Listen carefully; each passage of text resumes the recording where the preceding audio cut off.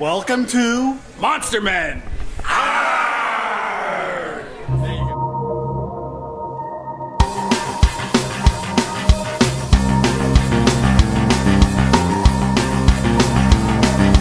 Monster, Monster Men, Monster, Monster Men, Jack and Hunter at it again. Monster, Monster Men, Monster, Monster Men, Monster, Monster Men, zombies will be undead. Monster, Monster Men, in your mind under your bed. Monster, Monster Men. Hey everybody, we're here at the pre-Halloween event having a good time. I'm here with my good friend Fred Powell. Freddie. Fred's got the coolest story. Fred lived in North Carolina in a house that was a historical home that was also haunted. Yes, it was. So Fred, At least I believe it was. Talk loud. yeah, what happened in the house, Fred? What were some of the things that happened? You touched me on the bunghole. That's a very bad ghost. No, we just lived in this historical house, and some things would happen. Like you would hear lots of noises in the middle of the night, and one night it grabbed my foot and woke me up. That's how we have You a got a connection. foot grab too. Yeah. Yeah, Just goes I with was foot asleep. fetishes. It was hot, and we had the AC on, and I fell asleep. And it wasn't like a violent thing. Not all the stuff. It actually was really no violent stuff, but there was some stuff that was a little hairier than others. It was a violation. Like it touched my foot almost to wake me up to so that I could. How get often under- would this get under happen? A lot. And how long did you live there? About a year. It was a year. Were you terrified? Did you come to accept I it? was unnerved. I didn't like it. And this guy doesn't get unnerved. Did you live there by yourself or with somebody else? She wasn't my wife then, but Did you see anything? we didn't see anything. But there was one time we were in bed, we were asleep, and we heard something crash, like a noise in the kitchen, and we had like a baker's rack, and it was like off into the side of the kitchen. Well, a mug that was on that baker's rack was in the middle of the kitchen floor, which would have been impossible for it to fall off and end up in the floor. It would have to fall off, come around a corner, and end up in the middle of the kitchen floor. Was it right side up? It was right.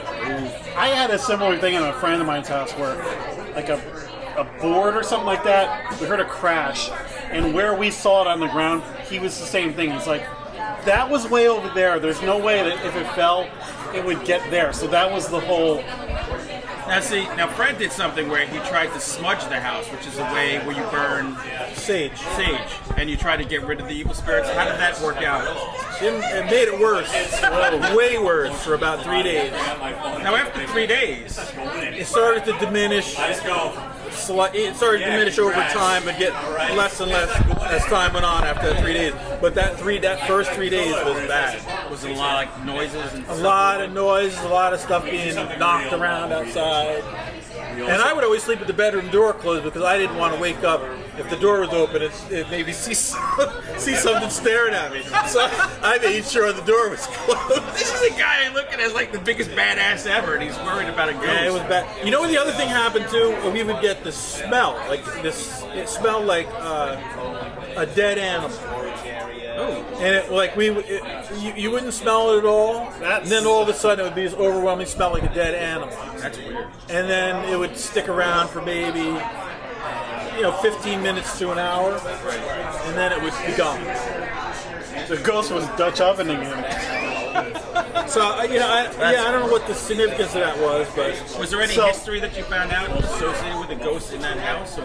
well, I didn't know about any history of the ghost in the house, but I did some research because we were, like I said, we were in the historic district, and the house had, like the house in the historic district, have these plaques that they put on the outside of the house that they're legitimate historical structures. Well, the landlord didn't have the plaque on there, but it was. Forgot the lady's name now. Sally. Forget now. But it was like, I guess the house was built in like 1870. Right. So it was really. Now, how long have you been gone from there? 3 years. Anything happened to you since then? Yeah, anything No, but I'll tell you, I was just talking about this before. I think maybe some people are more sensitive to stuff. Because when I was a kid, we had a couple of houses. The house that my parents had when I was a kid, we had a lot of like bad stuff. Wow. See, that's the opposite. Where I live right now, we have, whenever my wife is sick, we have a boy that comes to the house. And she's been going through a period right now, and we see an apparition that's about 4.5 feet high that's been going in the same area where it's always found every night.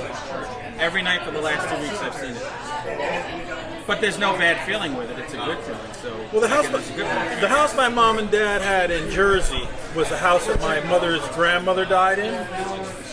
And that was a lot of stuff happened there, but good stuff. Like Right. one night, me and my sister were watching television, and we heard a glass break.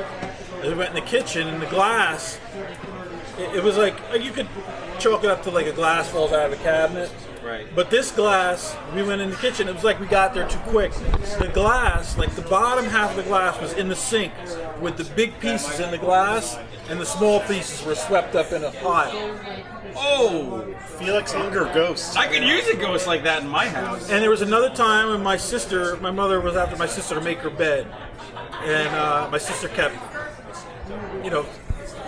putting it off, like I don't, like I'll make it. My mother kept telling her to go up to make the bed. Well, finally my sister went up to make the bed. She yells downstairs, "If you were going to make the bed, why'd you make such a big stink about it?" Right. And nobody had gone upstairs, and the bed was closed. We also used to smell. I need a ghost that does bathrooms, like cleans bathrooms. We used to smell this lavender smell that would come through the house. My mother said that was her grandmother's perfume. That's awesome. Yeah, there was a lot of stuff like that. But that house was nothing bad. That's it. Yeah, I mean, that's the thing. There's good, there's bad, and there's indifferent, right? Take the good, take the bad, take them both. And there you got. Facts of life. But I never saw her, which is good, because Yeah, if I had, I Well, I probably have a wouldn't be rule. I here. don't mind seeing or hearing things. Just nothing touch me. As long as you don't touch me, I'm perfectly fine. Can't touch this. I don't want to see it either. Personal space. I don't need to see it. All right, that's awesome. Well, thank you for sharing Thanks, that Fred, with us. man. And Happy haunting. stay away from my house. And it didn't really touch my bone. Sure it did. You do welcome to I'll Say Monster. How about that? Okay, ready?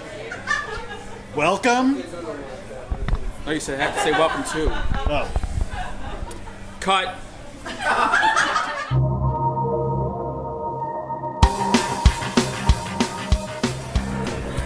All right, we are here, the Monster Man at the Wicked Wolf in White Plains, and this is a very special guest we have today for me.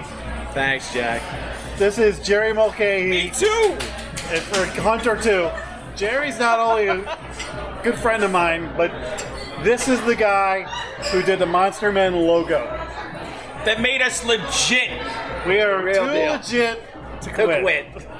And he's also done some design stuff for HunterShea.com HunterShea.com. and the bookmarks and stuff. I mean, this guy. This is one of our shit, man. behind the camera, off camera Monster Men. He's as much a monster man as we are. So we're lucky Thanks, to get him on camera. Absolutely. Thank you, guys. Thank you, guys. As Annie Wilkes said, I'm your number one fan. And we're your number one fan. Let me get my Liberace records. You know what the cool thing is? Whenever we do an episode, Jerry will send us an email with all the stuff that we could have included. I mean, great recommendations. Guys, did you think of this? What about that? We got to come to you first. I said that. I go, the next time we got to just send him the agenda Right. and let him chime in first. Because we never do any research whatsoever. We do 2 minutes before we shoot. Hey, Come on. what should we talk about today? How about Bigfoot? Okay. And then Jerry's like, you missed this. The beauty is we're an encyclopedia with our knowledge, so we don't need to. Any guy who's quoting Misery in his introduction is okay with me. Mr. Man. Mr. Man. Cock-a-doodie. So He didn't jump out of the cock-a-doodie car! What's wrong with you people? You have amnesia? So let's talk horror movies. Go Pick for a it. topic. Let's go. What are a couple of your favorite ones? Well, That we haven't covered. oh, jeez. There's so many. We talk off the top of our head, and you hit us with stuff like, You mentioned we one to miss me that? over at the bar. Okay. I think it was 1981-ish, has Fred Astaire. It's called Ghost Story. Ghost Story. Peter Okay. Straub. I think this one is a great ghost story. It's one of the best ever written and a great movie. Yeah. Yeah, you know, I've never read the book. Is the book good? Woo! The book's phenomenal. Peter Straub is probably, I put him in the top 5 of horror writers in history. So anything he writes is really phenomenal, and Ghost Story is probably the best thing he's ever done. So it's like Hunter Shea, Poe, Oh, God. Straub. Yeah, it's King, Straub, number 1003, Hunter Shea. I mean, this guy's, he's great.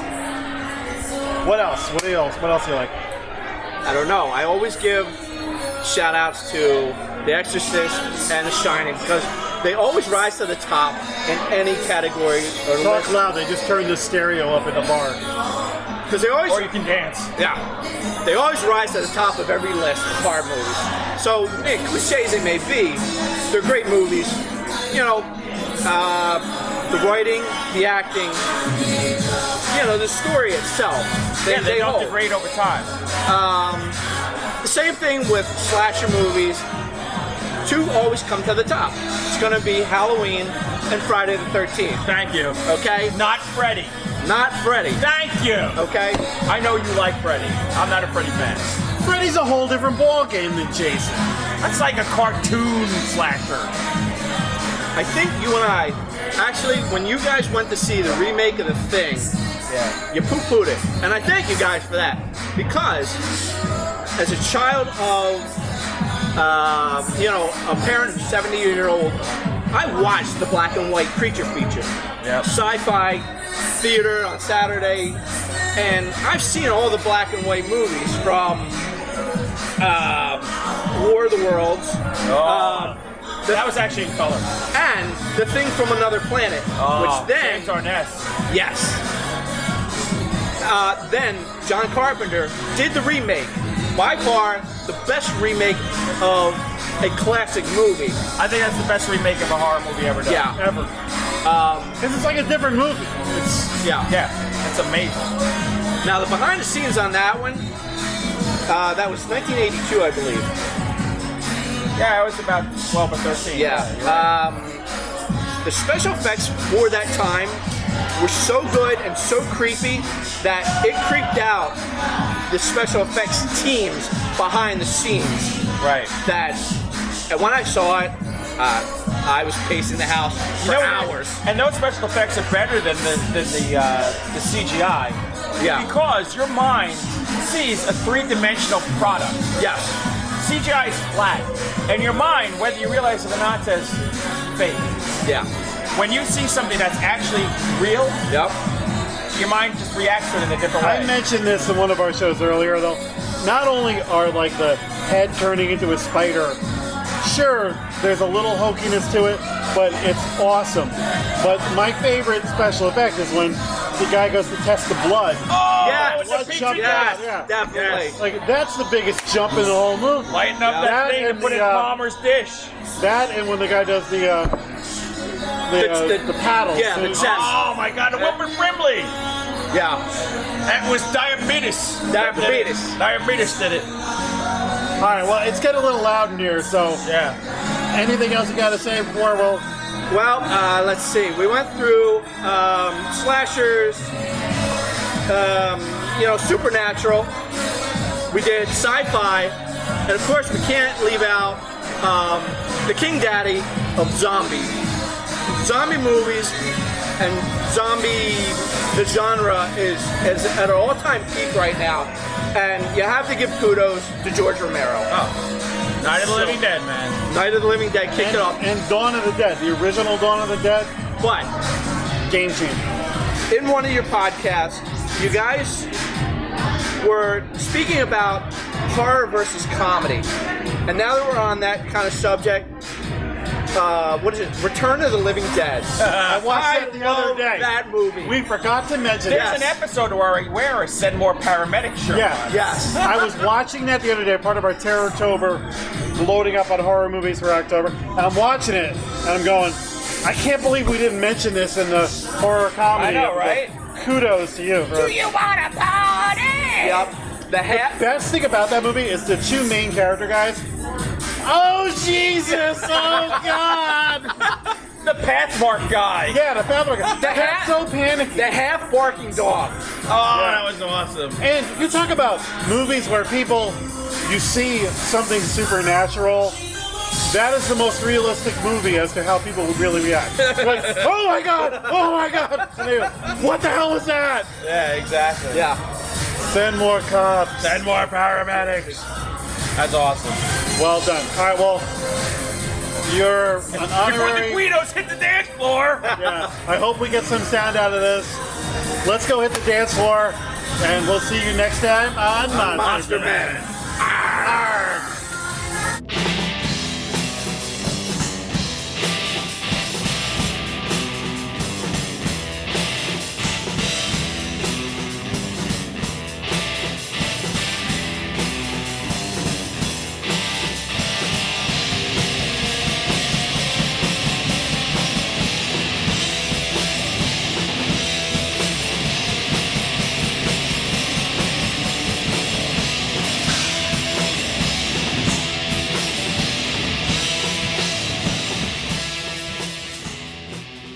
Grr, arg.